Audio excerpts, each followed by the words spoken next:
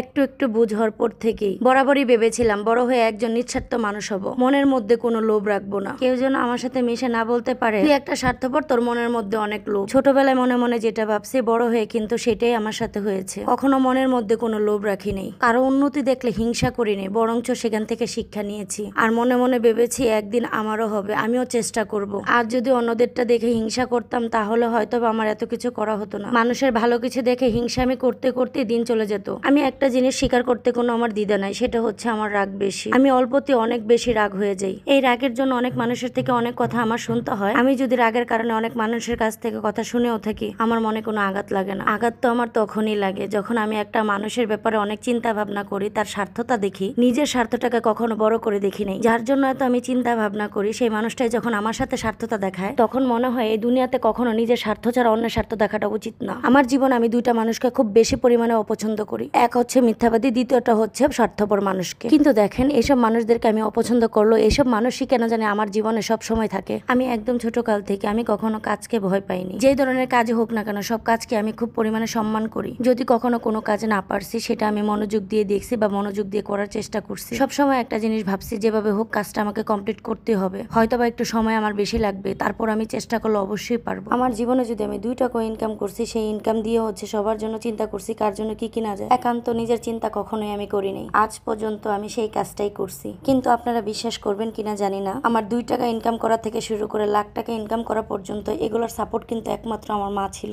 আমার মায়ের সাপোর্ট থেকেও যদি আমি এগুলো করে থাকি, কখনো কিন্তু আমার মায়ের জন্য আজ পর্যন্ত আমি কিছুই করিনি। সেটা একমাত্র উপর আল্লাহ সাক্ষী আছে। যেই মা এত কষ্ট করে আমাকে এই দুনিয়াতে আনছে, সেই গর্ভধারিণী মায়ের জন্য আমি আজ পর্যন্ত কিছুই করতে পারিনি। সেটা এখন অনেক মানুষের প্রশ্ন থাকবে, কেন পারেননি। আমার মায়ের সাথে আমার নারীর টান থাকা সত্ত্বেও, যেই মানুষগুলোর সাথে রক্তের কোনো সম্পর্ক নেই, শুধু একটা সিগনেচারের কারণে যাদের সাথে আমার সম্পর্ক হয়েছে, আমি তাদের জন্য যা করেছি, ওই ব্যক্তিগুলো আমার জীবনে যদি বিন্দু পরিমাণ সাপোর্ট দিয়ে থাকতো, তাহলে মনকে বুঝাইতে পারতাম যে না, আমার সাপোর্ট হিসাবে আমার রক্তের সম্পর্ক ছাড়াও একটা সিগনেচারের মাধ্যমে যাদের সাথে সম্পর্ক হয়েছে, তারাও আমাকে অনেক সাপোর্ট করেছে। কিন্তু আফসোস, আমি তাদের জন্য চিন্তা করলো, তারা কখনো কিন্তু আমার জন্য চিন্তা করেনি। আমার যখন বিপদ ছিল, তখন আমি আমার পাশে কাউকেই পাইনি। সেটা এখন পর্যন্ত আমি পাইনি। তাতেও কোনো আমার আফসোস ছিল না। আফসোস তো সেই জায়গায়, যাকে বিয়ে করে বাবার বাড়ি ত্যাগ করেছিলাম, তার ফ্যামিলিকে আপন করে নিয়েছিলাম, সেই মানুষটাও আমার সাথে সার্থকতা দেখায়। আমার যখন বিপদ দেখে তখন সে লুকোচুরি খেলে। কিন্তু একটাবার কখনো ভাবিনি যে আমার জন্য কি করছে, আমার ফ্যামিলির জন্য কি করছে, এই মেয়েটা কতটা স্যাক্রিফাইস করছে, তার মনের মধ্যে একটা বড় পড়ে নাই। মনে পড়বে কিভাবে, কখনো তো সে ঝামেলাগুলো বহন করে নাই। তার সমস্ত ঝামেলাগুলো তো অন্য বাড়ির এক মেয়ে বহন করছে। সে মনে করে তার কোনো দায়বদ্ধতাই নেই। একটা মেয়ের জন্য তার বড় সাপোর্টার থাকে তার হাজব্যান্ড। আমার জীবন আমি সেটাই পাইনি। সত্যি কথা বলতে, আমি এতদিন নিজের জন্য কখনোই চিন্তা করিনি। কিন্তু এখন আমার ওই ফ্যামিলিটার ব্যবহার দেখে মনে হচ্ছে আমার এখন না, আরো 13 বছর আগে আমার নিজের জন্য চিন্তা করা উচিত ছিল।